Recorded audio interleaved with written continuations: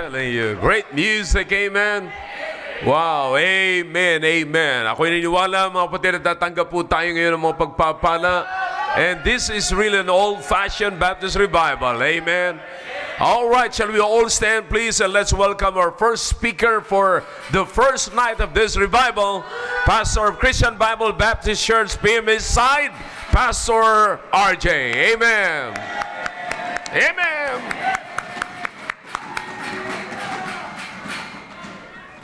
Amen. Alright, magandang gabi po sa ating lahat. Isang pribileyo po na makapagsalita po muli sa inyo ngayon pong gabi. At tuloy-tuloy na po tayo para makarami po tayo na salita po ng Diyos. Salamat po na ang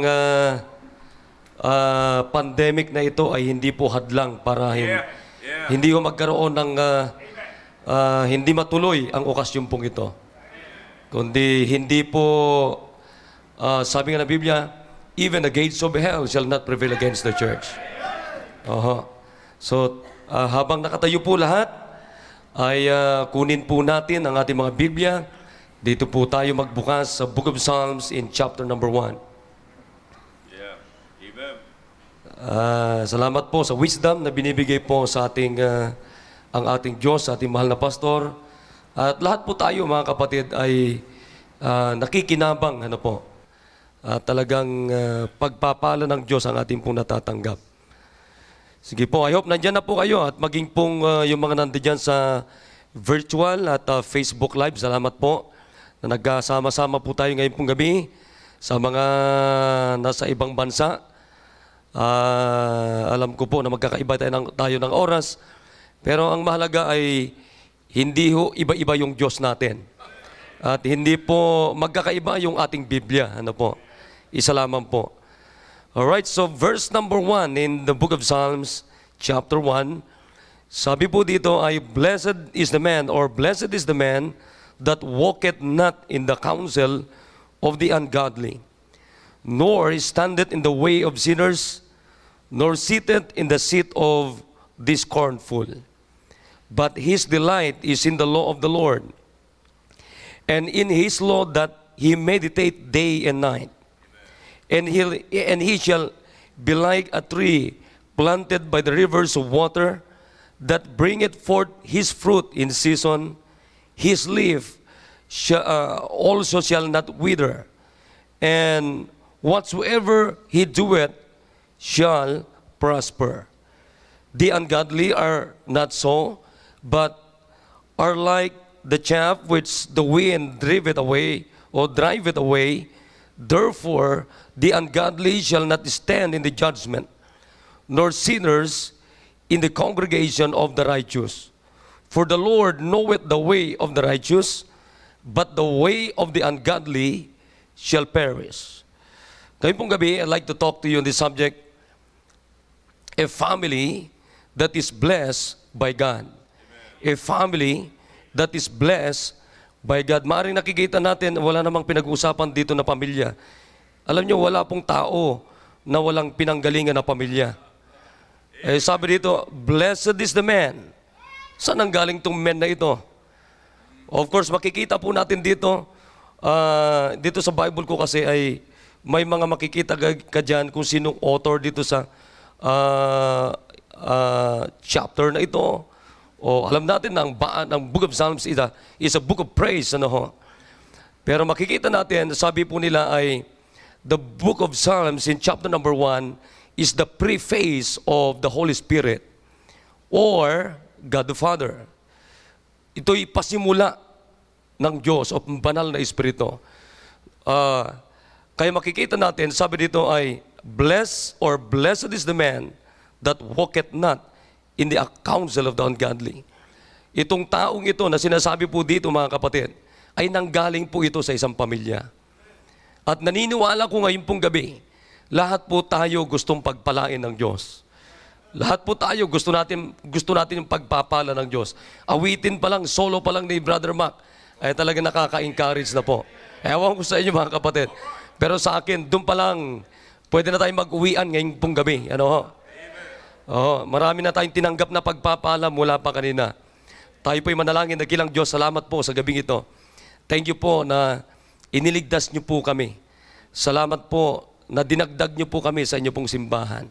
Simbahan, isang institution, Panginoon, that even the gates of hell shall not prevail against it, O God. Salamat po. Salamat po na napakatyaga niyo po sa aming pong buhay. Muli ngayon pong gabi, kami po ay nagmamakaawa po sa inyo, Panginoon. Give us revival, O God. Bigyan niyo po ang maramdaman po namin, hindi lamang po maramdaman, kundi makita po namin ang kapangyarihan po ninyo, Panginoon. Muli, ngayon pong gabi, at bigyan niyo po kami, Panginoon, ng pusong mapagpakumbaba. Handa pong makorek, handa pong ma-rebuke, handa pong magpasakop muli sa inyo pong mga salita, Panginoon. At ano man pong karamihan na pwede niyo pong makita sa aming mga puso, batawad po. At ingatan niyo po ang aming pong mga internet connections, Panginoon. Lalong-lalo na po ang aming mga puso. Dalangin po namin na mai-connect po namin, Panginoon, sa inyo pong mensahe na aming pong tatanggapin ngayon pong gabi. Salamat po sa pangalan ni Jesus. Amen. Alright, so salamat po. Pwede na pong mupo ngayon pong gabi. At alam po natin, most of us, alam nyo, kabisado natin itong Book of Psalms, lalong-lalo na po itong chapter number 1. Maiksi lamang po, yung iba sa inyo ay memorize natin ito. Ano ho? Mini-memorize natin. Napakaganda po na makita po natin yung pong mensahe ng Diyos sa ating ngayon pong gabi mula po sa mga verses o sa mga talata na ating pong binasa ngayon pong gabi. Alam niyo, napakaganda po yung tema ng ating simbahan, My Family, My Disciple. Ganun din po doon, ang ating tema din po doon ay patungkol din po sa pamilya. At kung nagpapasalamat mga kapatid na kung walang ganitong klaseng programa, saan po natin dadalhin yung ating mga pamilya? Kung wala tayong simbahan na ganito, na nakikita natin na ang ating simbahan ay binibigyan tayo ng maliwanag na direksyon. Lalo na ito, napaka-confusing po ang kalagayan po natin na ito. So, pagkatapos ng Omicron, sigurado may susunod na naman po yan. Pero mga kapatid, hindi ba tayo nagpapasalamat na meron tayong simbahan na hindi ho kayang sirain ng anumang pwedeng ibigay o gawin ng mundong ito, sirain yung ating pamilya, mga kapatid. Samantalang marami tayong nakikita, sirang pamilya na ho sa panahon na ito. Pero salamat na meron tayong pamilya na lalong naiintak sa Panginoon. Lalong naaayos, lalo pong nabibigyan ng liwanag sa kaligitnaan, mga kapatid, na nakakalito. Siguro kung wala tayong simbahan, kasama din po tayo dyan, nalitong-lito na. So, salamat na merong simbahan. Salamat na merong Diyos tayo. Meron tayong pastor, meron tayong Word of God, mga kapatid, na patuloy na nagbibigay sa atin ng klarong direksyon ng ating pamilya. Now, dito sa binasa natin, mapapansin po natin dito, makikita po natin dito, meron pong dalawang bahagi. Makikita natin dito, yung godly at saka ungodly. So, there are only two paths of life. There are only two paths of life before us. God's way of obedience or the way of disobedience, of rebellion and destruction. Now, alam nyo, it's up to us, mga kapatid, kung alin ang pipiliin natin dito. Kaya makikita natin dito, napakaganda yung first word ng chapter na ito. Ano ang first word dito? Blessed or blessed is the man that walketh not in the counsel of the ungodly. Sabi ko nga po sa inyo, itong pamilyang tinutukoy dito ay meron pong pamilya ito, mga kapatid. At alam nyo ba, ang family is the first institution that established by God. Kung meron mang sinauna at pinakauna na itinatag ng Diyos, mga kapatid, ay walang iba kundi pamilya. Bago nagtatag ang Diyos ng gobyerno, bago nagtatag ang Diyos ng simbahan, ay pamilya po ang nauna lahat. Kaya mga kapatid, bagamat nakita ho natin kung paano sirain ng dyablo ang pamilyang tinatag ng Diyos, pero mga kapatid, sirain ng dyablo ang tinatag ng Diyos na pamilya, pero salamat mga kapatid, may paraan ang Diyos para ayusin ang pamilya. May paraan ng Panginoon mga kapatid. So, makikita natin dito, blessed or blessed is the man that walketh not. I like the word blessed. I like the word. Now, alam natin na lagi nating dinidefine ito sa salitang happiness. Happiness. Now, the word happiness is in a plural form, plural construction, na sinasabi nila ay interjection. So, sa Tagalog po ay pandamdam. So, a spoken word or praise or sound that expresses, meron pong ine-express ito na tinatawag na sudden or strong feeling, na kung tawagin ay how happy or happy. In a biblical word mga kapatid, ang tinutukoy nito is praise or happy or favored by God. Happy, prosperous, enjoying, spiritual happiness. Gusto ko itong spiritual happiness. Alam nyo, hindi lahat ng happy merong spiritual happiness. Merong masaya sa pera, merong masaya sa material na bagay, pero hindi po lahat ng masasaya, mga kapatid, sa material na bagay, merong kasiyahan spiritually. So I believe mga kapatid, kung meron mang pinakamagandang tinutukoy yung word na bless is, I like that word mga kapatid, yung definition nito, yung favor by God. O favored by God, enjoying spiritually, or heavenly felicity, kagalakan, kalugod-lugod mga kapatid. Alam nyo, kaya napakalaga ito na maranasan ng bawat miyembro ng ating pamilya yung tinatawag na spiritual happiness. Spiritual enjoying. Kasi, alam nyo yung mga unbelievers mga kapatid, madali silang mag-enjoy sa kamunduhan. Pero dapat tayo mga believers ay wala na sa kamunduhan ang ating enjoyment, yung ating happiness. Kundi ang pinakamaganda talaga na i-enjoy natin ay yung spiritual happiness. Sabi nga ni Pastor paulit-ulit, ang kaligtasan natin ay hindi mo lang i-enjoy o mai-enjoy sa langit. Dito pa lamang kung ligtas ka, dapat mong ma-enjoy yung kaligtasan mo. Kung sinasabi mong ligtas ka, tapos hindi ka nag-enjoy spiritually, mga kapatid, habang nandito pa tayo sa lupang ito, baka nga hindi ka ligtas. Kaya dito pa lang mga kapatid, kaya makita nyo, yung kasiyahan natin, yung kagalakan natin, hindi ho kayang sirain o gibain mga kapatid, o harangan o hadlangan ng COVID-19. Hindi ho mga kapatid, salamat sa Panginoon, magti 3 years na. Pero tingnan nyo po, kailan po naabot ang CSI yung 8,000 attendance nung nagka-COVID? O sa totoo lang mga kapatid, kami din po, bakit umangat yung aming attendance at nadagdagan pa yung mga pamamaraan natin kung paano mag-abot pa ng maraming kaluluwa mga kapatid. Samantalang noon wala kaming devotion ng umaga. Pero kung nung kailan nagka-COVID, ay nagkaroon noon na ganung programa. Ganon din po sa ating simbahan.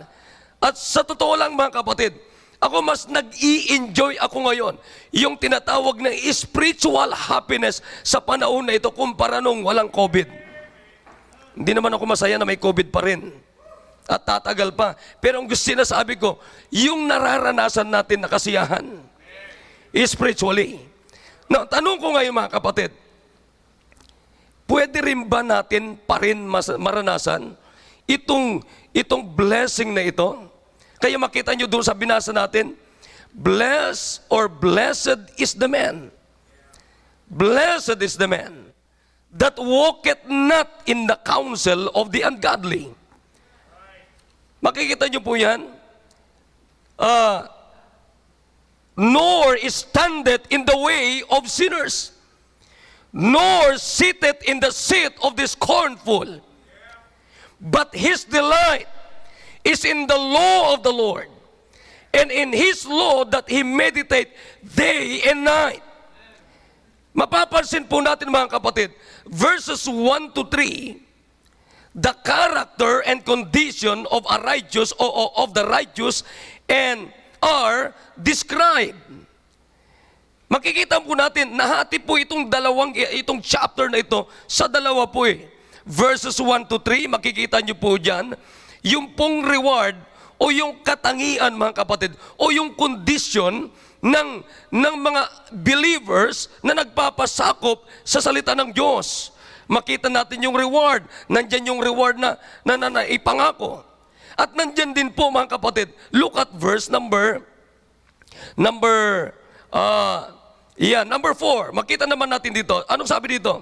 The ungodly are not so, but are like the chaff which the wind driveth away or driveth away. Therefore, the ungodly shall not stand in the judgment. Alam niyo ba yung chaff? Ibig sabihin yan ay weak and worthless. Weak and worthless. Kumbaga sa ibang Tagalog mga kapatid ay mga ano lang yan, mga darak, mga dayami, mga ipa, mga basura. Samantalang mga kapatid, ang buhay ng isang ligtas ay makikita na natin. Anong sabi ng Biblia dito? And he shall be like a tree planted.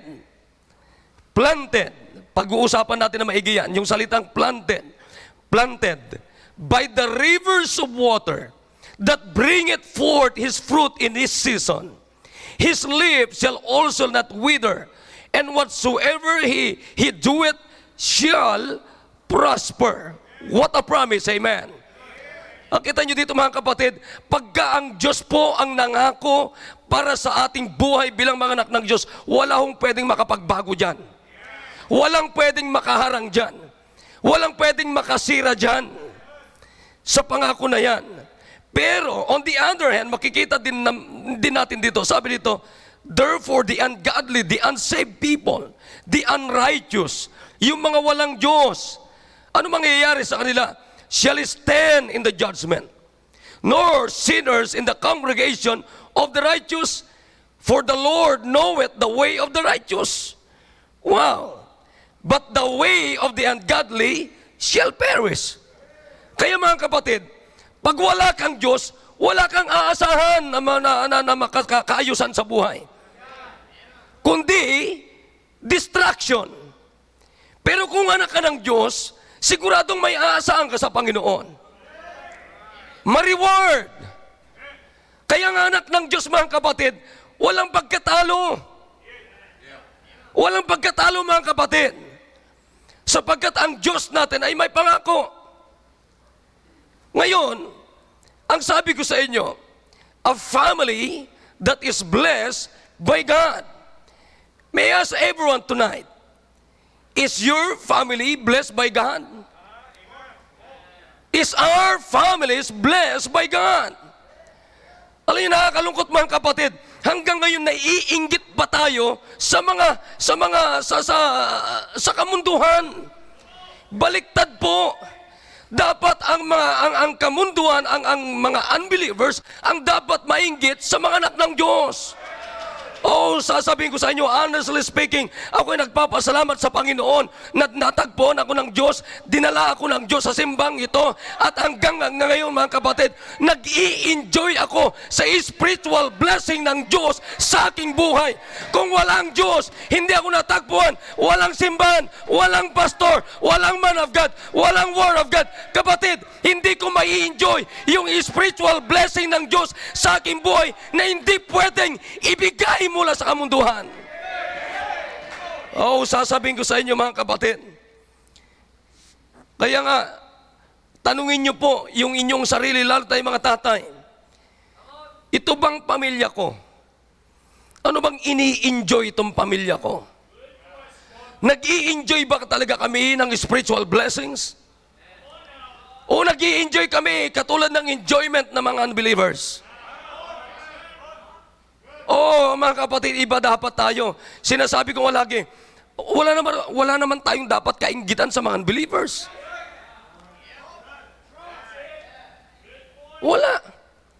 Wala tayong dapat kainggitan. Sapagkat hindi nila kailanman may i-enjoy yung ini-enjoy natin. Akalain mo yung mga kapatid, sige nga, makakapagsigaw ba tayo? Makakasigaw kaya tayo? O makakasigaw kaya sila ng katulad ng pagsigaw natin ngayon? Nakakapagpasaya kaya sila ng katulad ng kasiyahan natin merong ngayong gabi? Paano sila magsasaya, mga kapatid? Manood ka ng TV, puro COVID. Manood ka ng Facebook, puro COVID. Manood ka ng YouTube, saan ka man pumunta na sulok ng mundo, sulok ng bansang Pilipinas. Mga kapatid, nandyan lagi yung pananakot. Pero tayo, mga kapatid, wala tayong dapat ikatakot. Come on, amen! Wala tayong dapat ikatakot sapagkat worst come to worst, mga kapatid. Meron tayong sigurado 100% na pupuntahan doon sa langit na hindi kailanman pwedeng abutin ng COVID-19 anumang pandaraya, panloloko, pananakot ng mundong ito.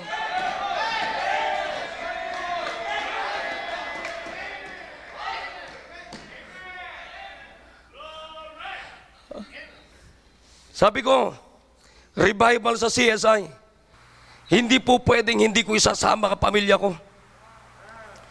Pambira, ayokong masanay ako. Natakot-takutin ako ng mundo. Pag nasanay tayo na takot-takutin tayo ng mundo, pagtatawanan tayo ng mundo, kaluskos lang at tunog lang ng butiki isang araw, kaya kang takutin ni Satanas. Pero sabi ko, hindi. Ba't ako matatakot sa kanila? Mga checkpoint, hindi. Sabi mo, katulad kagabi, checkpoint kami, nasan po yung vaccine card ninyo? Pinakita ko ito. Si Sheila, misis nyo, si ma'am, sabi nila, meron ba siya? Sabi ko, meron. Nasaan? Sa cellphone niya. Tapos wala naman, hindi naman nagano. Si Mishak, wala nga vaccine card. Ang nagbakuna sa kanya, si Michael at saka si Junjun. Thank you, brother. Kaya yung mga wala pang bakuna, sa kanya po kayo magpapakuna, sa kanila. Agad-agad, bakunado po kayo. Oh, ay ano palang binakuna nyo kay Mishak? Ayaw ba? Pfizer. Thank you, brother. Totoo yung mga kapatid. Ba't ka matatakot sa kanila? Kung tanungin ka, tao din naman sila kung nga, may Diyos ako, sila wala. Sabi ko, no way. Magkatapatan tayo.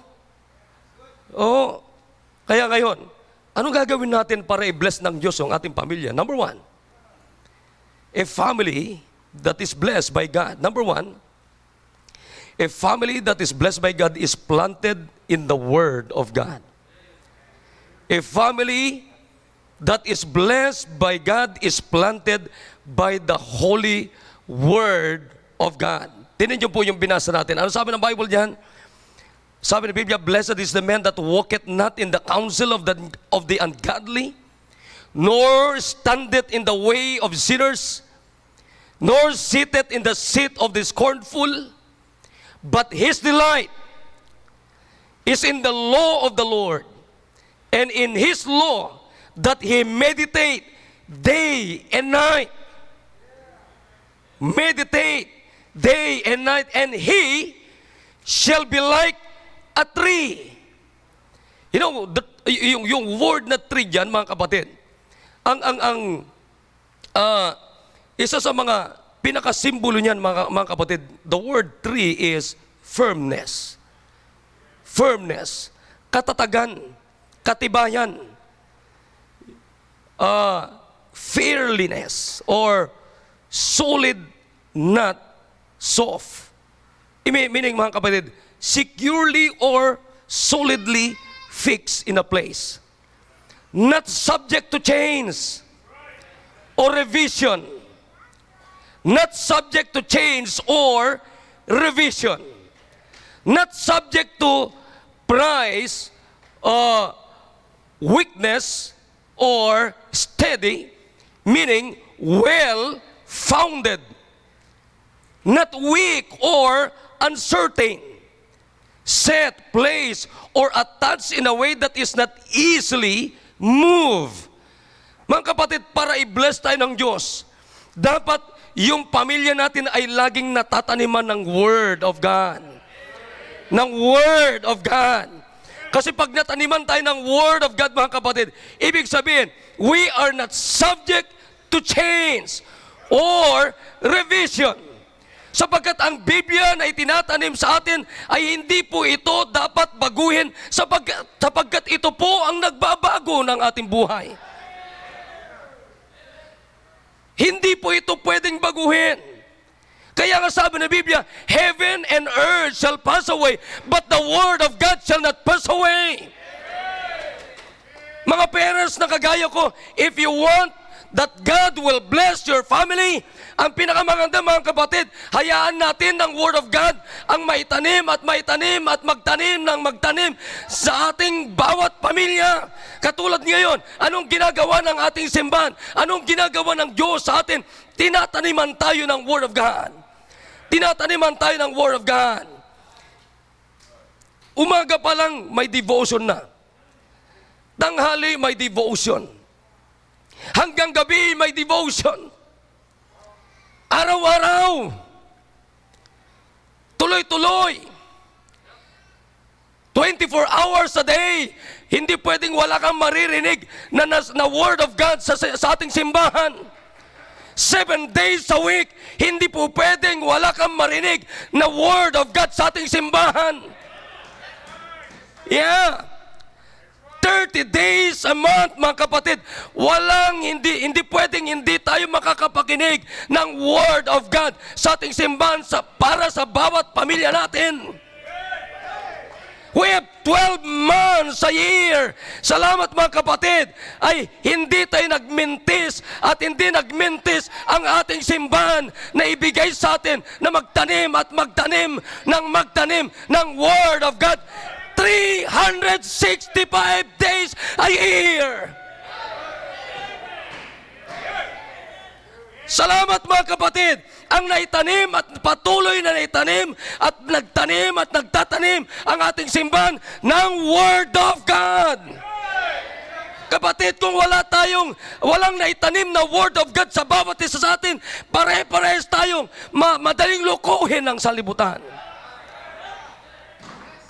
Pero alam nyo ba, pag nataniman ka ng Word of God, anong sabi ng Biblia? Blessed is the man that walketh not in the counsel of the ungodly, nor standeth in the way of sinners, nor sitteth in the seat of the scornful, but his delight is in the law of the Lord. And in his law, he doth meditate day and night. Isipin niyo mga kapatid, umaga pa lang, tinataniman na tayo ng salita ng Diyos. Tanghali, may pagtatanim na naman ng salita ng Diyos. Sa gabi, may pagtatanim na naman ng salita ng Diyos. Kaya napakasarap matulog ng gabi nang iniisip-isip mo, yung simula ng programa ng umaga, tanghali, hanggang gabi, yun yung minimeditate mo.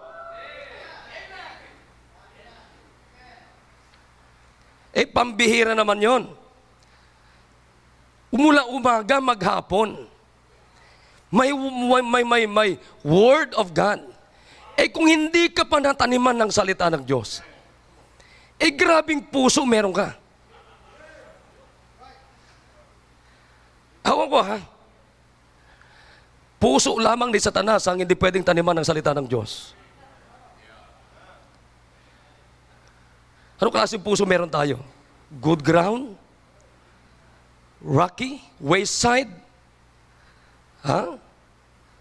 O may mas malupit pa doon? Dapat mga kapatid, good ground lagi ang puso natin sa salita ng Diyos. Kasi tinan nyo, God's blessing results in joy. To obtain God's joy, kaya makita nyo dun sa nagsulat mga kapatid, ano sabi niya? Blessed is the man. Oh? Meditating means spending time reading, listening, thinking about that you have read or narinig mo. It means asking yourself how you should change.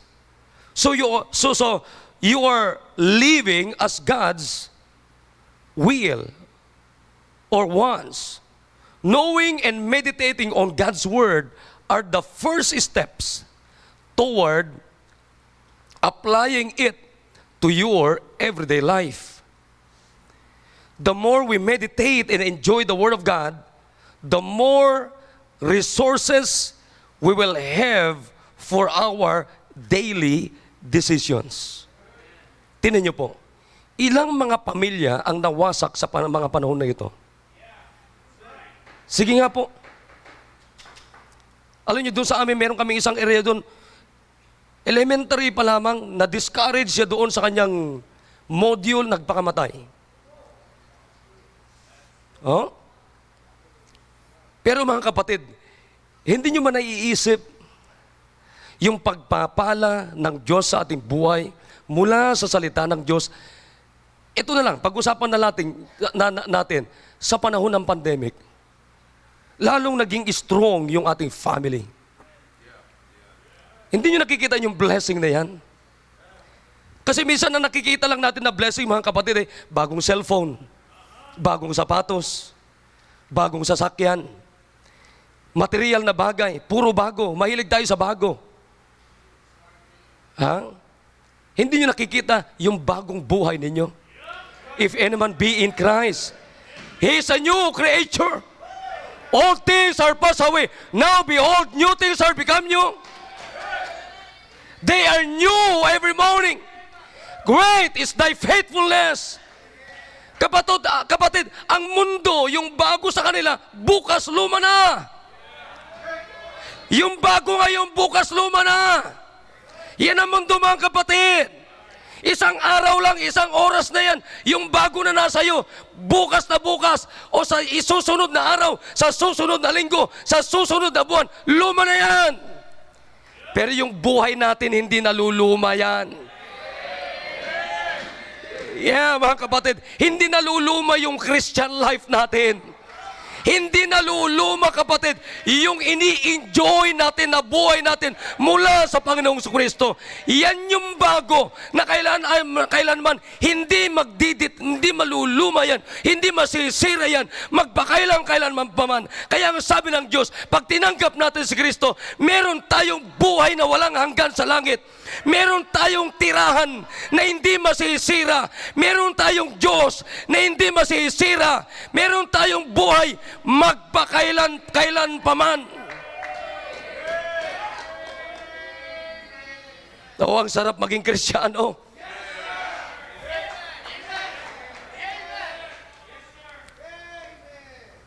When you say meditate, spend time. Spend time in reading about it. Spend time in thinking about it. O ang sarap-sarap isipin. Ako hindi ko maisip-isip hanggang ngayon. Sino ba ako na iniligtas ng Diyos? Isang maruming tao, isang makasalanang tao, pupunta sa basurang lugar, pupunta sa apoy ng impyerno. Pero salamat sa Diyos na merong Diyos na bumaba sa lupang ito. 2,000 years ago, He came on the flesh. Mga kapatid, handang mamatay sa krus ng Kalbaryo para isang makasalanan katulad ko, katulad mo. Hindi po ba napakaganda na namnamin natin yung mga ginawa ng Diyos sa atin at ngayon, ini-enjoy natin itong mga spiritual blessings na ito.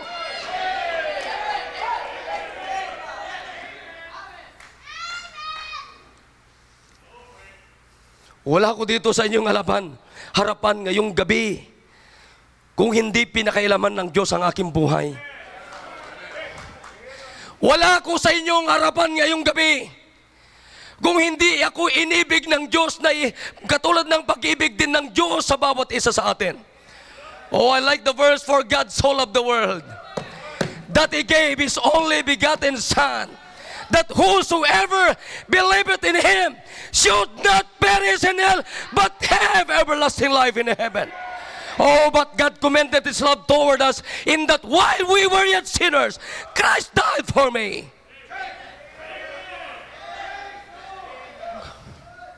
Karapat dapat ba tayo gawin sa atin ng Diyos yan? Hindi po. Pero ginawa ng Diyos yan sapagkat mahal tayo ng Panginoon. Kaya sabi ng Biblia, mga kapatid, 37 in the book of Psalms, verse number 4, delight thyself also in the Lord, and He shall give thee the desires of thine heart. Psalms 119, verse number 16, I will delight myself in thy statutes, I will not forget thy word. 119, verse number 47, and I will delight myself in thy commandments, which I have loved. 119, verse number 15, I will meditate in the precepts, in thy precepts, and have respect unto thy ways. 119, verse number 23, princes also did sit and speak against me, but thy servant did meditate in thy statutes. 119, verse number 48, my hands also will I lift up unto thy commandments, which I have loved, and I will meditate in thy statutes. Yan si David. Mga kapatid, kung meron mang sarap-sarap isipin, alam nyo, pampatulog natin, walang iba mas masarap salita ng Diyos. Ay, ang sarap yung Awang ko lang, tama yung sinasabi ng ating mahal na pastor. Kung kayong mga taga rito, hindi nyo po sinusubaybayan yung mga programa ng ating simbahan. Samantalang Diyos ang nag-isip yan, mga programang yan nilagay sa puso ng ating pastor para alagaan ikaw. Upang sa panahon ng mga ganitong klaseng mga panahon, mga kapatid, nasa mabuting kalagayan pa rin ikaw at buong pamilya mo. Sino ka ba para gawang ka ng programa ng Diyos? Diyos pa rin siya kahit hindi ka pakialaman. Pero makinig po kayo, hindi ka magiging ganito sa kalagayan mo kung walang Diyos na nagmamalasakit, nagmamahal sa atin. Kaya ang pinakamaganda, payagan natin na mataniman tayo ng salita ng Diyos. You want blessing? Hayaan mo ng Word of God ang may tanim sa iyo. Sige lang, umaga pa lamang, ang nagtatanim na dapat sa iyo, Word of God na. O ang naitatanim na sa iyo, Word of God na. Amen? Sige lang, tanim ng tanim. Sabi nga ni Pastor, kanina naman sabi niya, kahit gaano ba katagal na tumagal ito, set na tayo dito. Set na. Totoo yan, mga kapatid. Kami rin doon biyahan ng Panginoon. Siyempre, kung anong ginagawa dito, kukopyahan namin doon. Wala naman bayad makopya. Tama naman yung kukopyahin mo. Di ba? Gumagawa ka pa ng papakahirap. Sabi nga ni Brother Well, mag-iisip ka pa, nandyan na nga Pasado naman Mag-iisip ka pa. Lalo, wala ka namang isip. Eto na, made na, gawa na, eto na. Subok na, may bunga na. Bakit ka pa mag-iisip? Kopyahin mo na lang. Pati preaching pastor, bakit? Alangan na si Bilarde, kopyahin ko. Ako sa inyo, mas gusto ko yung pastor ko. Bakit? Pastor ko siya. Kayo yung mga binabanggit niya dito, ay binabanggit ko rin doon. Anong masama? Lumalago yung nakakarinig kung lumalago ang nakakarinig, natataniman, tiyak na pag narinig din nila doon, lalago din. Pero ang nakakalungkot, ganito po. Nakakalungkot, meron pa rin hindi sumusubaybay sa ating mga programa dito. Nakakalungkot yun, mga kapatid. Pakinggan niyo po. Kung ayaw mong mataniman ng salita ng Diyos, sino ang gusto mong magtanim sa iyo? Very simple question. Sige nga, okay. Yung anak mo, kasi pag ang tatay, alam nyo, pag nakikita tayo ng mga anak natin na hindi tayo, kung ano nakikita nila sa atin, siyempre yun ang gagayahin nila. Nakikita nila na hindi kayo nakikinig ng Baptist Lands. Nakikita nila na hindi kayo nakikinig ng mga programa natin dito. Alam nyo ba, the fact na hindi ka nakapakinig ng salita ng Diyos, walang chance na matanim sa iyo ang salita ng Diyos. Pero pag nakinig ka, mga kapatid, mas malaki ang tsansa na may maitanim sa iyo na Word of God. Di ba sabi ng Biblia? Faith cometh by hearing and hearing by the Word of God. Oh. Kaya kung gusto mo pagpalain ka ng Diyos kasama ang pamilya mo, hayaan mo na mataniman kayo ng salita ng Diyos. Ako nagpapasalamat ako. Si Meshach nagagamit sa ministry. Si Negong nagagamit sa ministry. Si Belte nagagamit sa ministry. Si Sheila, si Shandy, kahit pa ganun-ganun lang yung paabot-abot lang ng microphone. Pero pag sinuspindi mo yon, pambira, talagang grabing kalungkutan niya. Sinasabi niya, tay, bakit ako nasuspindi? Samantalang yung iba nag-i-enjoy sa suspension. Di ba? Pambira. Baka buong pandemic mga kapatid, makinig kayo. Kung tatagal po itong pandemic na ito ng 5 to 10 years, at walang pagtatanim ng salita ng Diyos sa ating pamilya, hey, what will happen kung tumagal pa ito ng 5 to 10 years? Sige nga. Magpasalamat tayo sa Panginoon, mga kapatid, na mas matalino ang Diyos natin kaysa anumang bagay. At kay sino man, mga kapatid. At meron tayong simbahan na katulad nito. Sa totoo lang, mga kapatid, hindi ko rin alam ang gagawin ko doon kung walang CSI. Kahit sabihin mong nangongopya ka, ano ngayon? Alam niyo yung mundong kopyahin ko. Ligtas ako. Kaya nag-meeting kami noong nakaraan, sabi ko sa mga leaders, alright, magkaroon tayo ng extension class sa mga Sunday schoolers o sa mga bata sa area. Hanggat nakakapunta pa tayo at pumapayag pa. Magturo tayo na magturo kasi marami mga bata na hindi natin nadadala sa simbahan. Bakit? Kung hihintayin natin, nahuhupa ang panahon na ito, ang sitwasyon na ganito. Mga kapatid, ano mangyayari sa mga batang yan? 5 to 10 years. 5 to 10 years. Sabi ko sa mga Sunday schoolers, kinakailangan maging seryoso tayo sa ginagawa natin sa Panginoon. Yung sinasabi ko sa inyo kanina, mas matapang dapat tayo, mga kapatid, kaysa tapang ng mundo.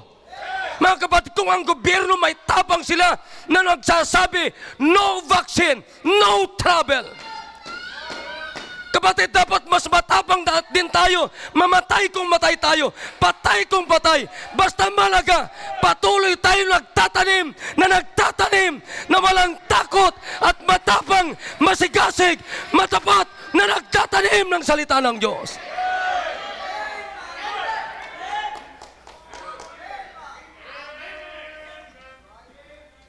Tingnan niyo po, kung tumigil na po ang ating pastor, hintayin na lang natin na matapos ang COVID. Good night, hindi matapos-tapos. Saan tayo pare-parehas dito? Pero salamat mga kapatid, na lalo pa tayong nataniman ng maraming salita ng Diyos. Good night, buksan mo lang. Dati hindi ako nag-Facebook. Pero buksan mo lang yung Facebook mo. Ang aga-aga nandyan na yung devotional ng ating pastor. Pag hindi ka nakinig, hindi mo binasa yon, tamad ka lang talaga. Pasensya na kayo, pero sangkatutak, yan ang papatay sa iyo yung katamaran mo. Oo, mga kapatid. Yan ang papatay sa iyo. Yan ang loloko sa iyo at naman lolokohin yung anak mo. Lolokohin yung mga anak mo. Sisirain ang utak ng anak mo. Pero wala pang nasira ang buhay na nataniman ng salita ng Diyos. A family that is blessed by God, hayaan natin ang Diyos ay magtanim sa atin ng salita ng Diyos. Magtanim na magtanim. Ang mensaheng ito, napakasimple ito. Huh? Pero makinig kayo. Alam nyo ba na hindi madaling magtanim? Huh? Kung may idea kayo sa pagsasaka, mga kapatid, sa farming, hindi madaling magtanim. Maraming proseso. Makinig po kayo. Bago ipasa at ilagay ng ating pastor yung kanyang devotional message, hindi may muna na maigi yan. Ha? Hindi may, ako sabi ko pag binabasa ko, tapos pupuntahan ko yung ano ba, hindi ko kaya to.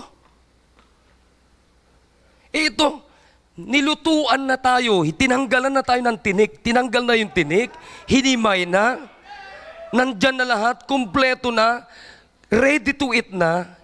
Kapatid, isubo mo naman. Kulang na lang isubuan, sinusubuan na nga ho tayo eh. Pero pakiusap lang, isubo mo naman. O nguyain mo naman. O parang awa mo na, isinubo na nga sa'yo. Ibuka mo naman yung bibig mo. At nguyain mo naman. At namnamin mo naman. Meditate mo naman yung Word of God. Isip-isipin mo naman.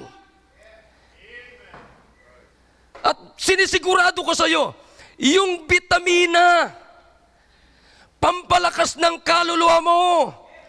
Sapagkat ang sabi ng Diyos, man shall not live by bread alone, but by every word proceeded out of the mouth of God. Sinusubo na sa'yo. Ngunguyain mo na lang, ibuka mo na lang yung bibig mo. Sinusubuhan ka na, lunukin mo na lang, kompleto na.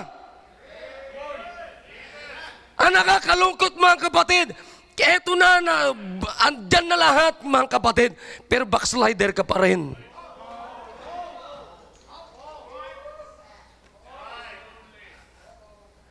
Wala ka pa ring ministry. At kung kailan andyan na lahat, pambira, kumbaga sa isang meal, mga kapatid, isipin nyo, umaga meron. Tapos meron pang devotional. Makinig po tayo. Oo, hindi po ako si Pastor Hill yung nagsasalita. Pero salita ng Diyos ang sinasabi ko sa inyo. Oh, alam kasi natin mga kapatid, pagka hindi si pastor nag-preach dito mga kapatid, hindi tayo nakikinig. Anong iniintay natin? Gusto ko si Paul magsalita sa akin. Gusto ko si Moses. Kapatid, sabi ng Diyos, kung hindi ka makinig sa mga propeta, hindi ka rin makikinig sa mga kay Kristo. Alam niyo ba makinig kayo? Binibigyan tayo ng ating mahal na pastor ng kumpletong meal.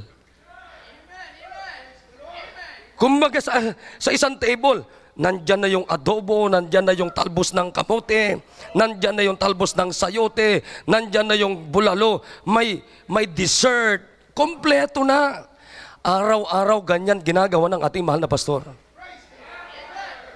Pero nakakalungkot, payatot ka pa rin spiritually. Ha? Di po ba? Pangalawa, para i-bless ng Diyos at siguradong i-bless ng Diyos ang ating pamilya. Una, hayaan natin na mataniman tayo ng salita ng Diyos. Pangalawa, makinig kayo. Pag nataniman ka ng salita ng Diyos, ng nataniman, it will flourish and become fruitful, the Word of God in your life. Alam niyo ba yun? Pag nataniman ka ng salita ng Diyos, magfo-flourish ka. Balikan natin. Sabi ng Bible dito mga kapatid, and he shall be like a tree planted by the rivers of water, that bringeth forth his fruit in his season. His leaf also shall not wither, and whatsoever he doeth shall prosper. Now let's go to Psalms.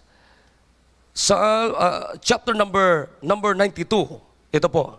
Sabi ng Biblia, the righteous, verse number 12, shall flourish like the palm tree. The righteous shall flourish like the palm tree. He shall grow like a cedar in Lebanon. Those that be planted in the house of the Lord shall flourish in the courts of our God.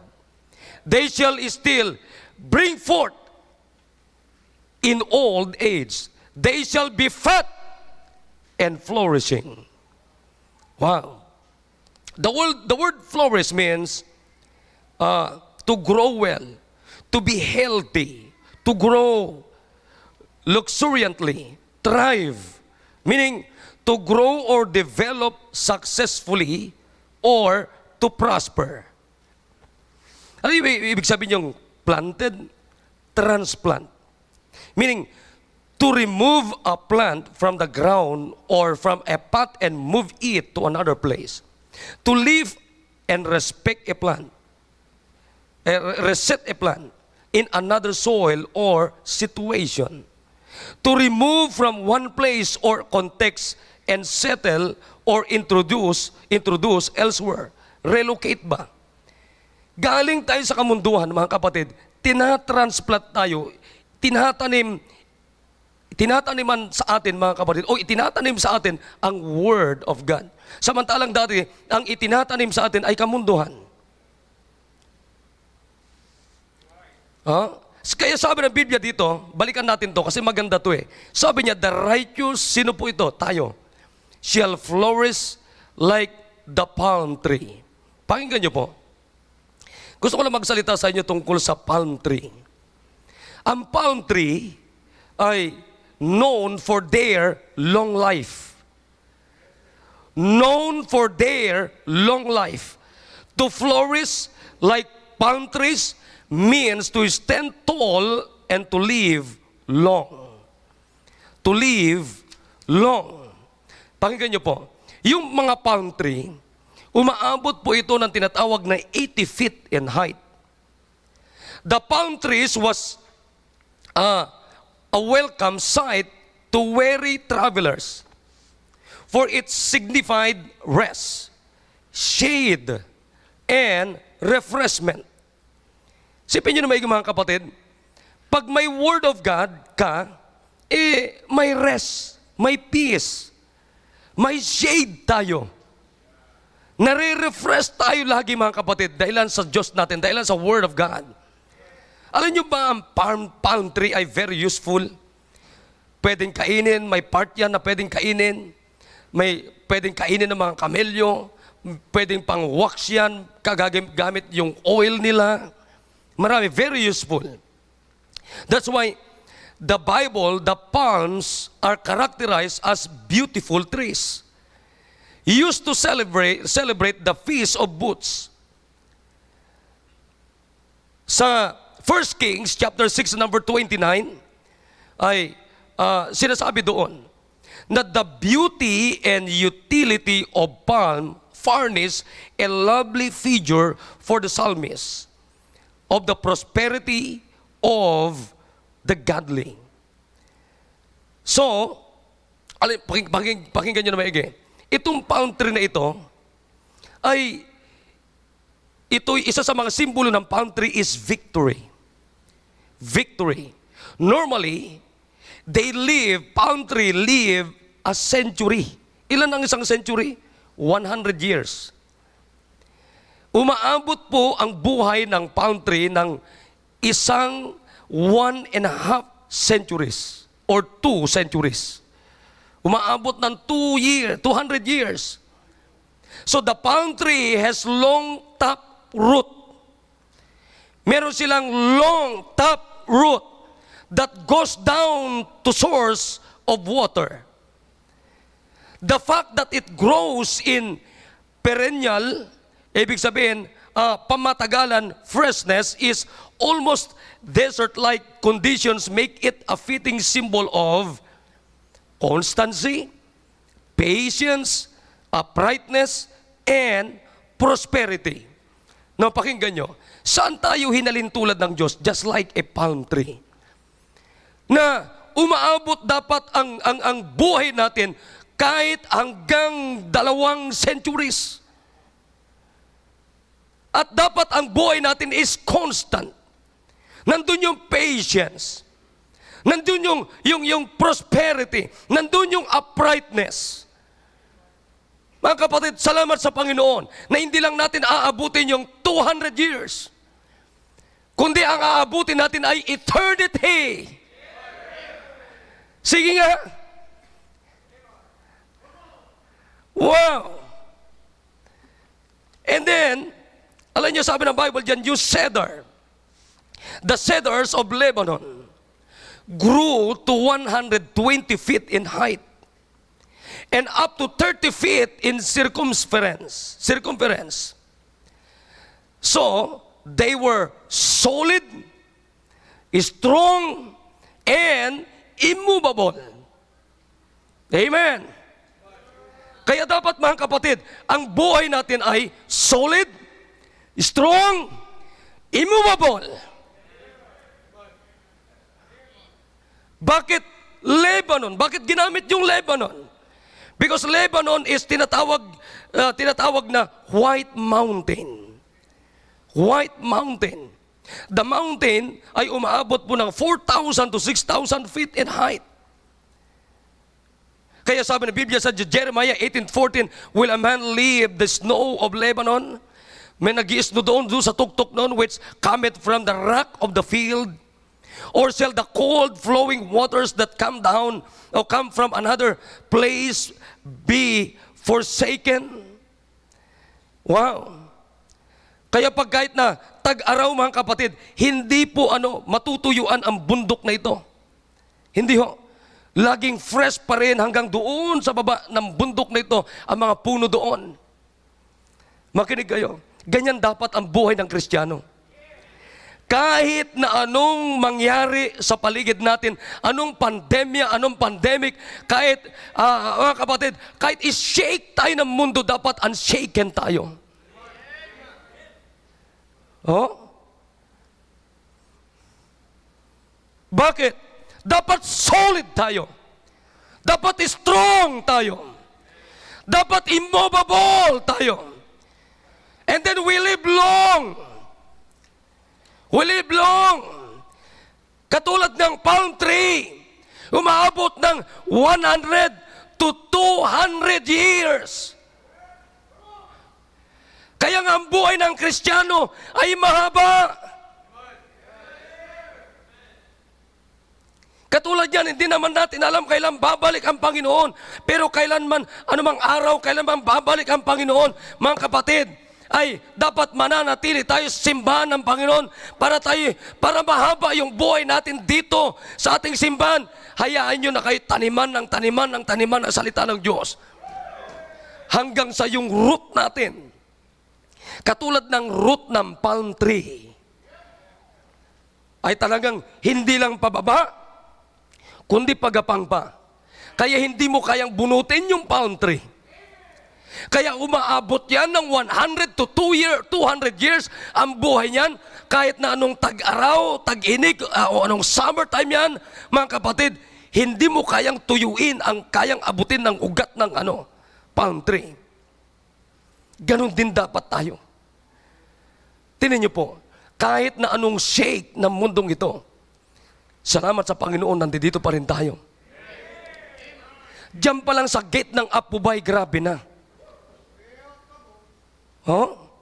Sino bang hindi mapipikon dyan, maaasar dyan? Lahat napipikon tayo.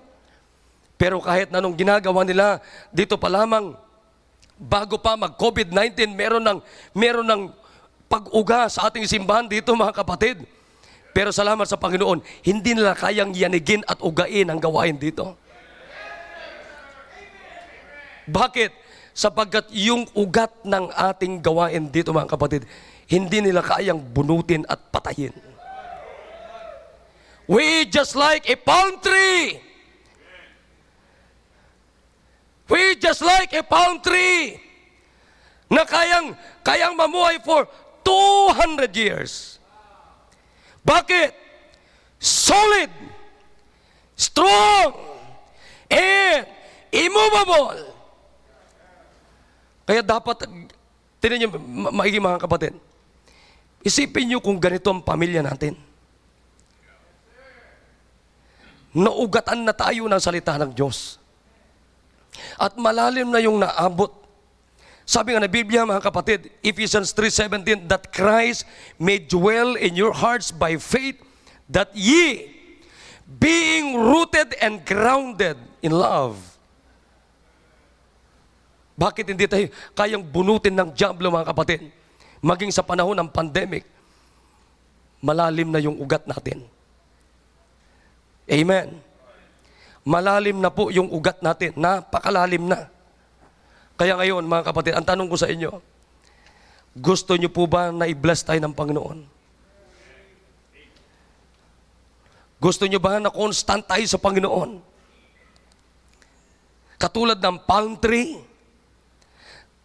Gusto ba natin, mga kapatid, na tayo ay shade ng iba? Gusto ba natin na tayo ay refreshment para sa iba? Gusto ba natin, mga kapatid, lumabas ka outside the program of the church?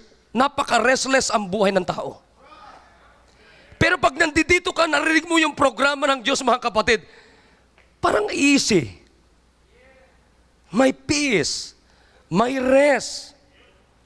Pero paglabas mo ang gulo, meron tayong staff doon, sabi niya, yung mga gawain sa trabaho, sabi niya, grabe, nakaka-depress. Kaya sabi niya, habang nasa opisina ako, ang ginagawa ko, trabaho ng Panginoon. Maa-at-peace ka. Sa trabaho, pwede ka mag-win ng kaluluwa. Sa trabaho, pwede ka mag-Bible study. Magkasama kami ni Sir Albert noong nakaraan. Habang nag-aayos si Sir Albert ng trucks, merong isang lalaki, sabi niya, pahinga naman. At basahin ko lang. Akalain mo yun, hindi pa namin binibigyan, kumuha na kaagad. Sinundan ko na kaagad. Sinundan ko, pinaliwanag ko. Alam mo, sabi niya sa akin, sabi niya, nakakapagod ang mundo. Hindi niyo ba alam yung mga kapatid, na marami na rin pong pagod sa kamunduhan? Samantalang tayo naa-at-peace tayo. Naa-at-peace nga ba? Nabibless ka ba? Mga kapatid, kung ako tatanungin mo, ayoko na ako lang ang i-bless ng Diyos sa pamilya ko. Mula sa akin, kay Sheila, kay Shadi, kay Mesyak, kay Negong, kay Belde, dapat buong pamilya kami. At hindi lamang buo yun, buong simbahan ng PMA. Kung tutuusin, si pastor natin okay na siya. Pero anong iniisip niya? Tayo lahat. Pero, naiisip din po ba natin yung pastor natin?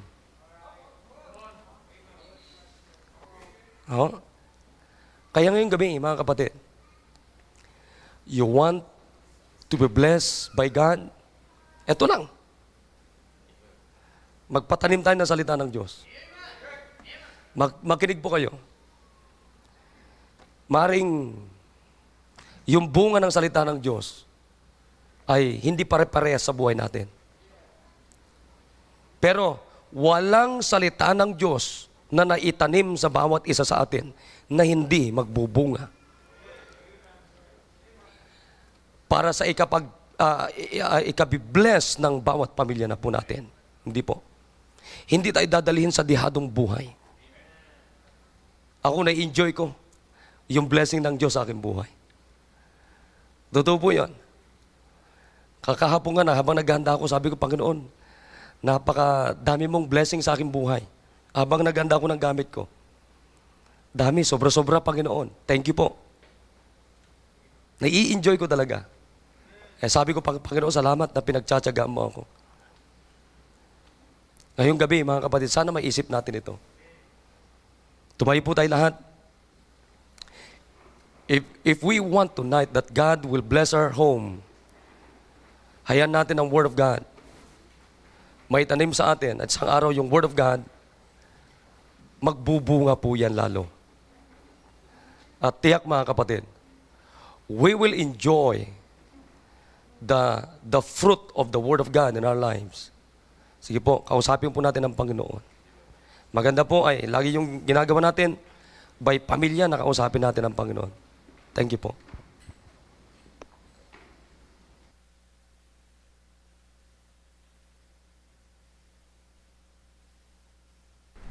Let's come to the throne of grace.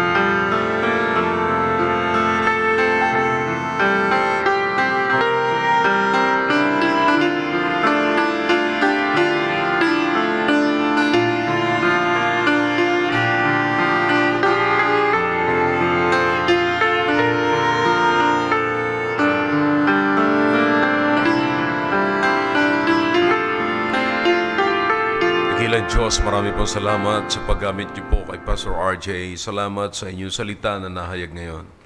O Diyos, naway nakita po namin ang kahalagahan ng inyong salita na pinakang foundation, gagawin po namin pundasyon ng aming buhay pamilya. Gagawin po namin sandigan, Panginoon, ang lahat ng mga issues namin sa aming pamilya. Salamat po ng isang pamilya na naitayo sa inyong salita at founded sa inyong salita, Panginoon, ay itinulad niyo po sa isang matatag na pamilya. Salamat po. Wala na po kami na ibang nakikitang paraan para patatagin ang pundasyon ng aming pamilya maliban sa pundasyon ng salita ng Diyos. Pagpalain niyo po ang bawat anak niyo ngayon, bawat pamilya, nasa virtual at nasa actual, Panginoon. Salamat na meron po kayong paraan kung paano magiging matatag ang aming pamilya sa pag-uugat, sa paghiyayanig ng sanglibutang ito sa amin. Ito po ang aming dalangin at pasalamat sa pangalan po ni Jesus. Amen. All right, thank you. Back to your seats. Well, I hope you got something from that message tonight. Amen. Thank you. Great message. Amen. Great message. Thank you. You may be seated.